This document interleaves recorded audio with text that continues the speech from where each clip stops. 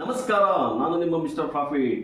Friday ಅಮೆರಿಕದ market 470 points plus ಅಲ್ಲಿ close ಆಗಿದೆ. ಇವತ್ತು ಬೆಳಿಗ್ಗೆ Dow Jones futures 250 points plus ಅಲ್ಲಿ ಟ್ರೇಡ್ ಆಗ್ತದೆ.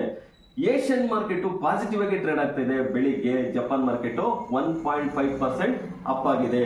ಇನ್ನು ಫ್ರೈಡೇ ಫಾರಿನ್ ಇನ್ಸ್ಟಿಟ್ಯೂಷನ್ ಅವರು 621 crores ನ ಬೈ ಮಾಡಿದ್ದಾರೆ. ಡೊಮೆಸ್ಟಿಕ್ ಇನ್ಸ್ಟಿಟ್ಯೂಷನ್ ಅವರು ಸಹ ಬೈ ಮಾಡಿದ್ದಾರೆ. 173 crores ನ ಇಬ್ರು ಬೈ ಮಾಡಿದ್ದಾರೆ. ಇನ್ನು ಬೆಳಿಗ್ಗೆ ಗಿಫ್ಟ್ ನಿಫ್ಟಿ ನೋಡೋದಾದ್ರೆ 25,930 ಅಲ್ಲಿ ಟ್ರೇಡ್ ಆಗ್ತಿದೆ.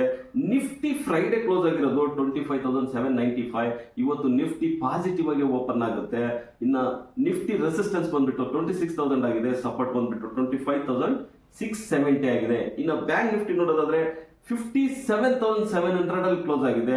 ರೆಸಿಸ್ಟೆನ್ಸ್ ಬಂದ್ಬಿಟ್ಟು 58,200 ಆಗಿದೆ. ಸಪೋರ್ಟ್ ಬಂದ್ಬಿಟ್ಟು 57,000 ಆಗಿದೆ. ಇನ್ನು ನಾಳೆ ಈಕ್ವಿಟಿ ಡಿರೈವೇಟಿವ್ ಮಂತ್ಲಿ ಎಕ್ಸ್ಪೈರಿ ಇರುತ್ತೆ. ಸೊ ಒಂದು ವಾಲೆಟೈಲ್ ನೋಡೋ ಸಾಧ್ಯತೆ ಹೆಚ್ಚಾಗಿರುತ್ತೆ. ಇನ್ನು ನೆಕ್ಸ್ಟ್ ಕಾಂಟ್ರಾಕ್ಟ್ ಇಂದ ಇಂಡೆಕ್ಸ್ ಲಾಟ್ ಸೈಜ್ ಚೇಂಜ್ ಆಗ್ತಾ ಇದಾವೆ. ಇನ್ನು ಬಿಗ್ ನ್ಯೂಸ್ ಆಗಿ ಓಡಾಡ್ತಾ ಇರೋದಂದ್ರೆ ರಷ್ಯನ್ ಕ್ರೂಡ್ ಆಯಿಲ್ ಅಷ್ಟೇ, ಮತ್ತೆ ಸ್ಯಾಂಕ್ಷನ್ಸ್ ಬಗ್ಗೆ ತುಂಬಾ ನ್ಯೂಸ್ ಓಡಾಡ್ತಾ ಇದೆ. ಸೊ ಅದ್ರ ಬಗ್ಗೆ ಇನ್ನು ಯಾವುದೇ ತರದ ಕ್ಲಾರಿಟಿ ಅಂತೂ ಸಿಕ್ಕಿಲ್ಲ.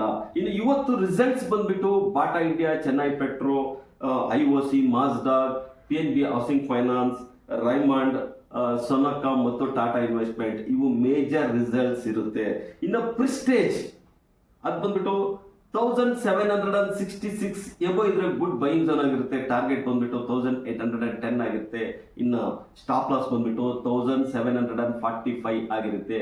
ಎನಿ ಬೈಯಿಂಗ್ ಅಂಡ್ ಸೆಲ್ಲಿಂಗ್ ನಿಮ್ಮ ಫೈನಾನ್ಷಿಯಲ್ ಅಡ್ವೈಸರ್ ನ ಕನ್ಸಲ್ಟ್ ಮಾಡಿ ಬೈಯಿಂಗ್ ಅಂಡ್ ಸೆಲ್ಲಿಂಗ್ ಅನ್ನು ಮಾಡಿ. ಸೊ ಇದು ಎಜುಕೇಶನಲ್ ಪರ್ಪಸ್ ಮಾತ್ರ. ಇನ್ನು ನಮ್ಮ ಚಾನಲ್ ನ ಲೈಕ್ ಮಾಡಿ, ಸಬ್ಸ್ಕ್ರೈಬ್ ಮಾಡಿ, ಶೇರ್ ಮಾಡಿ, ಇದ್ರ ಬಗ್ಗೆ ಕಮೆಂಟ್ ಮಾಡಿ.